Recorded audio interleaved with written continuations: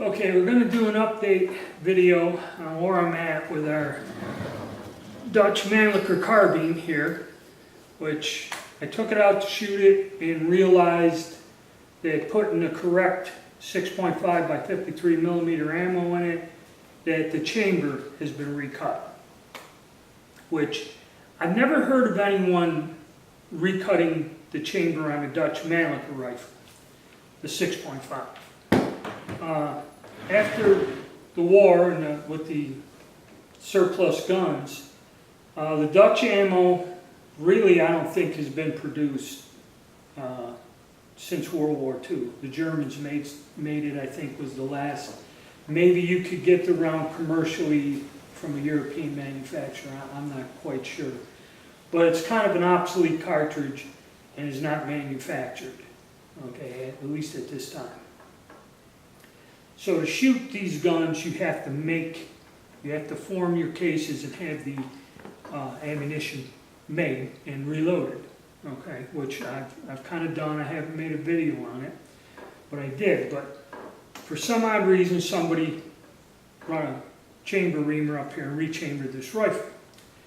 Now this was a common practice because after World War II, and like in Europe, where a lot of the arms and munitions and that were still used years after the war, the Japanese Type 38 rifles, which were in the 6.5 by 50, I believe, semi-rim Arisaka caliber, nobody really used it other than the Japanese Army. And when World War II ended, there was a policy where they were destroying Japanese arms and their munitions. They didn't resell it or stockpile it or capture it, they just destroyed it. And both rifles, the Type 38 and the Type 99, used cartridges that were only used by the Japanese military. There were never any real sporting guns made in those two calibers or anything like that. So there were a lot of the Japanese rifles that the GIs either brought home or were sold on the surplus market. So if you can't get the ammunition for them, and at the time it wasn't until the 70s that Norma started making both Japanese calibers and had them available commercially.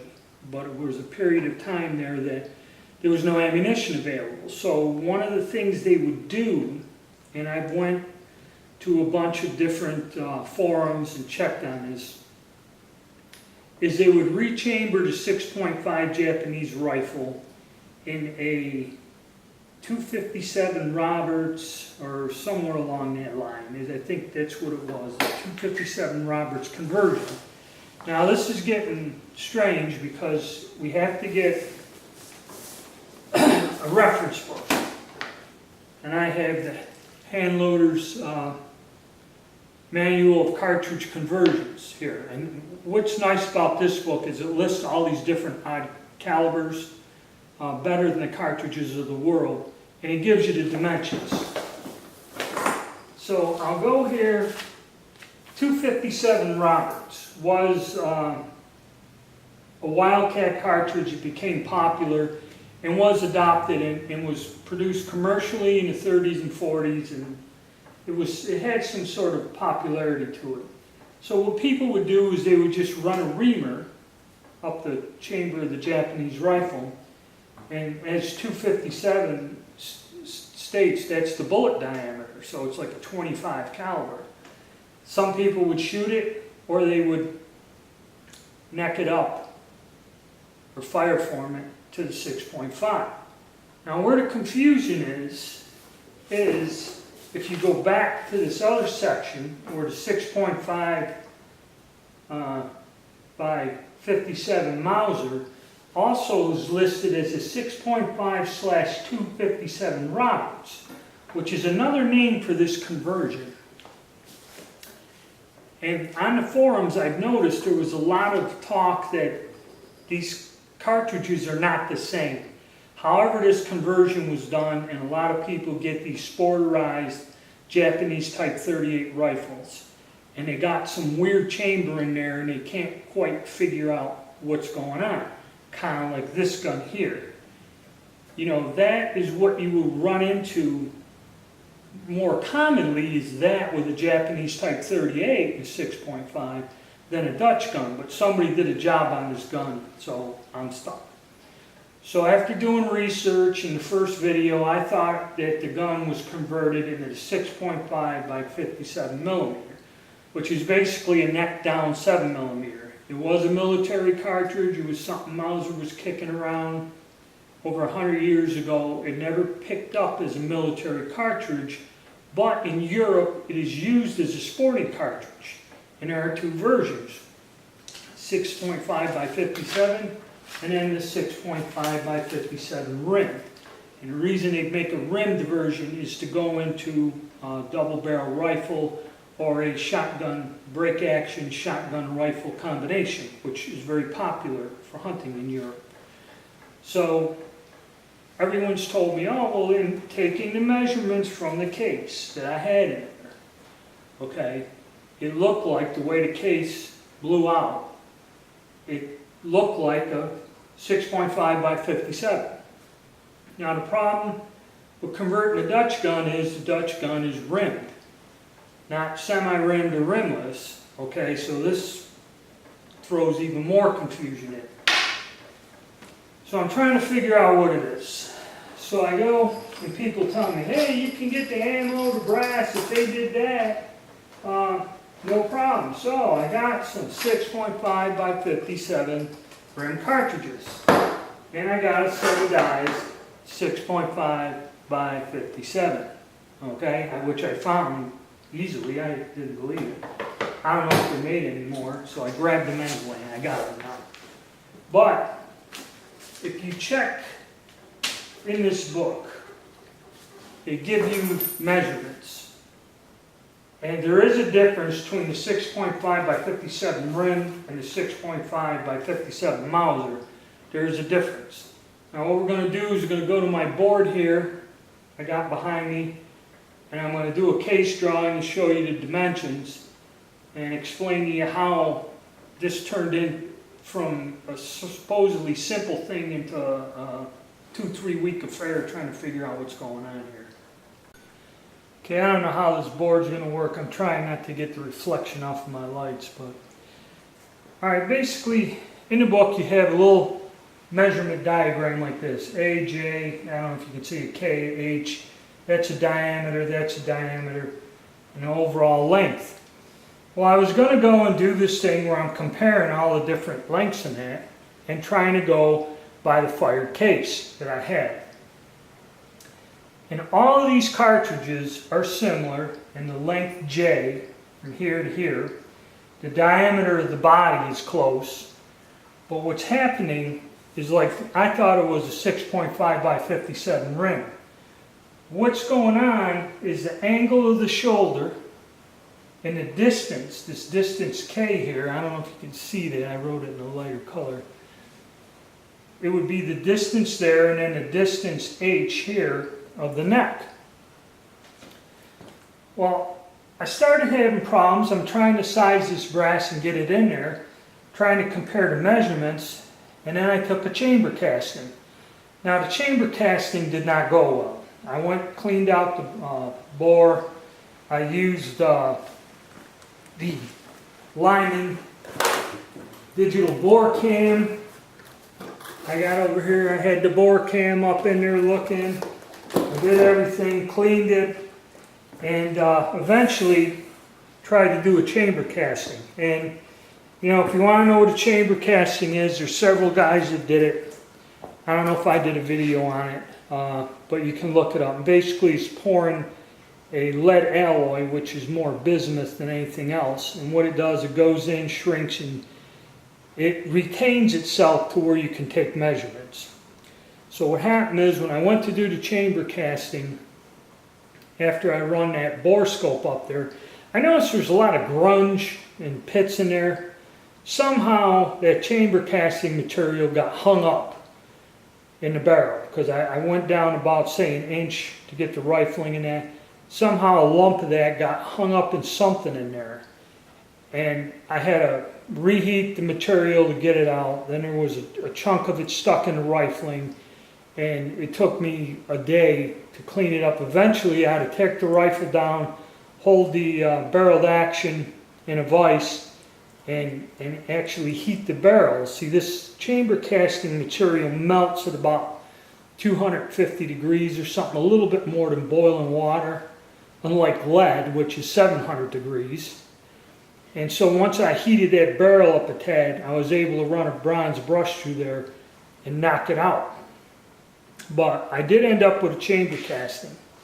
But where my problem lies is whatever they cut this to, and I've looked through that book and I cannot find nothing that matches the chamber casting, is the distance, the angle of the shoulder, and this neck is unusually long.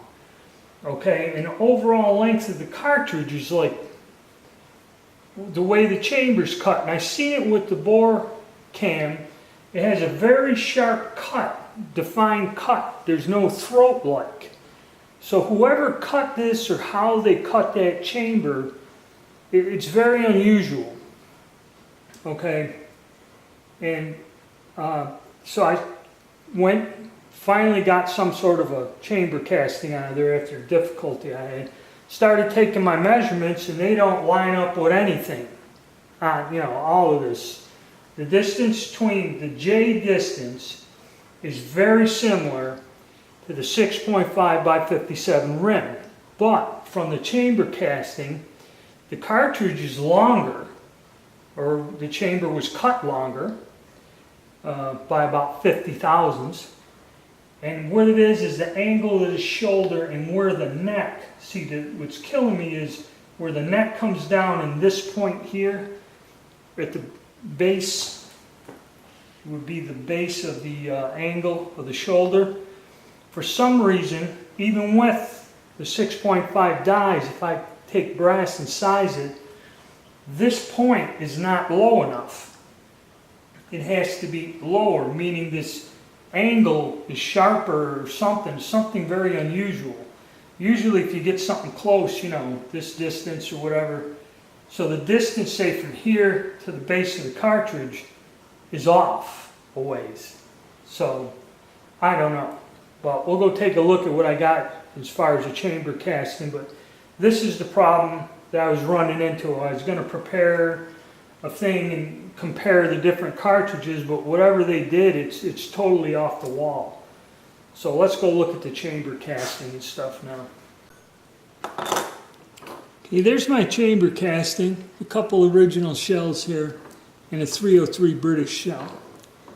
And if you look at the casting where I got it partway into the barrel, you'll see that there's a very sharp line.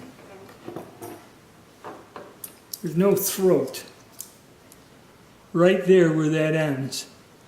And the measurement from here, which I got most of the rim, and again this is a rim case, is there's nothing in this book that compares to this whatsoever. Okay, because here's a 303 British round, and if you get it next to it, you see where that neck goes further than that itself.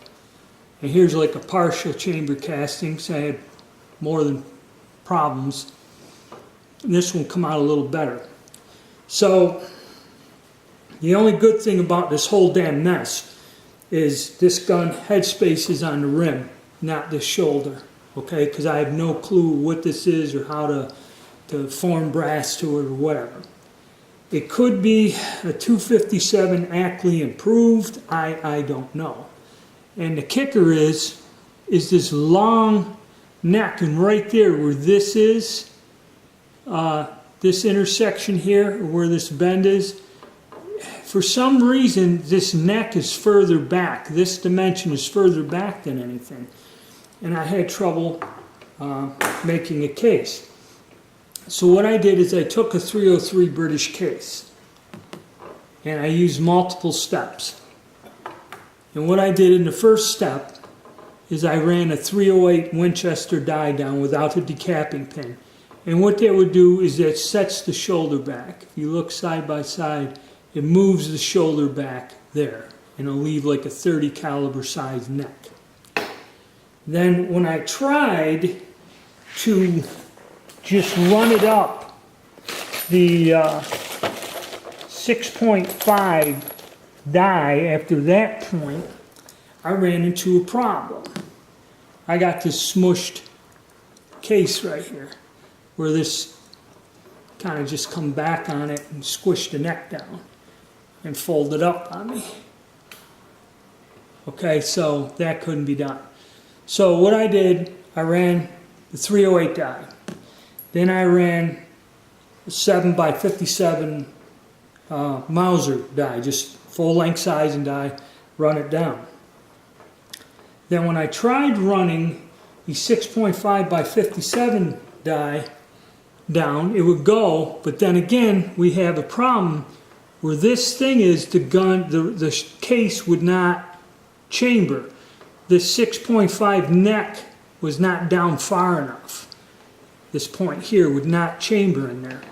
So what I had to do is take the 6.5x53 Dutch and just kind of adjust it, float it to where I didn't go down all the way with it because it may have crushed the neck. But I just turning it and then set it to where it would take that neck, this point here on the neck further down just, I don't know, I'd say another 20-30 thousandths more than what the die for the 6.5x57 is set. I just moved that neck down. Now I can chamber the cartridge in the rifle. Okay, so there's a lot of monkeying around going on here, a lot of steps. So this, you know, trying to do it quick, you end up with this crap. So we got it to where it'll chamber in the gun. Now the next step I'd have to do, which I haven't got around because I got caught up with something else, I'm going to anneal this whole area before we do anything. Okay, if you don't anneal it, it's going to split, and all the work and time and trouble is going to be a waste of your time. So I have to anneal this. I do have a video on that case annealer. So if you want to understand how that works, there's a whole video where I demonstrate how that little annealing unit is that works. You could just get a drill index, put the case in something and spin it on a drill. But with my hand, I can't do that. It's easier for me to use that annealing kit, which is neat. But I have a video, so search my channel for case annealing and you'll find a video on how I do that. Okay, then what I'm going to basically do, and see the problem is with the case length, this case length is way longer than the Dutch. So if you put a cartridge there, you can see the difference in the case length. So what I'm going to do is I'm just going to put my standard load in, and I'm going to set this bullet back. It'll go back past the crimping groove, but get the correct length so it feeds through the gun. Then fire it, and then fire form the case to whatever this is. Okay, and then I had to go get a neck sizer, get a 6.5 neck sizer, and then once I get a case to this chamber, fire form to this chamber, I'll just size the neck and, you know, reload the bullet. So it's really been a complex affair, a lot of research, and I still can't come up with a solid, definite answer. It must be some strange wildcat, because if you look at the 257 Ackley Improved and the 6.5x57 or whatever, they say that there are variations. Variations do exist. So I guess the simplest way is take the chamber cast and make something that fits, fire form it, and neck size it and go with that. That's the only solution I have after all this time, trouble, and studying and research. Okay, so like I said, I finally got something that this case I can chamber in this gun. Now, I know you're going to comment, oh, what about this, what about that? I got it to chamber. Alright? The 6.5x57 rim, I tried even running the neck sizer down on my 6.5 Dutch. I cannot get this to chamber in the gun, no matter what. Not at all. So, it's close, but no good. So just trying to like get the brass and something and just modify it slightly, which would be neat. If I could run it up a die and just change the shoulder a little, but that ain't gonna work. So that's what I'm stuck with. Somebody kind of sold me a bill of goods on this, didn't mark it, which is another dumbass thing they did. So after all my research, I really couldn't find anything because, like I said, the devil's in the details. The length of the neck here of the case is way longer than anything in these books listed. So I have no idea if they did a bad job of reaming the chamber, if they made a miscalculation or something, and a lot of the Japanese conversions, I hear people try to reload and shoot these guns and they have trouble also. So I don't know, but that's where we're going with this gun, and I'm not going to get into showing you how I form it, because unless you have a gun exactly like this and this unknown caliber, there'd be no point. And like I said, annealing, I did a video, you'll see how I heat the brass, and then it should expand in that. So the next video about this gun, probably tomorrow, I'll anneal the brass, load it, and then once the hurricane dissipates, I'll get out and shoot this carbine again and fire form the brass and then take it from there. But I'd like to thank everybody for the information, suggestions, and that trying to help me with this. I got a lot of responses on that first video, but this is my progress on this of one of my many projects, and that's where we're headed. And hopefully in a week or two I'll have some results and be able to shoot this gun, no matter, you know, that fact the chamber's messed up. Be able to shoot this neat little gun and have some fun with it.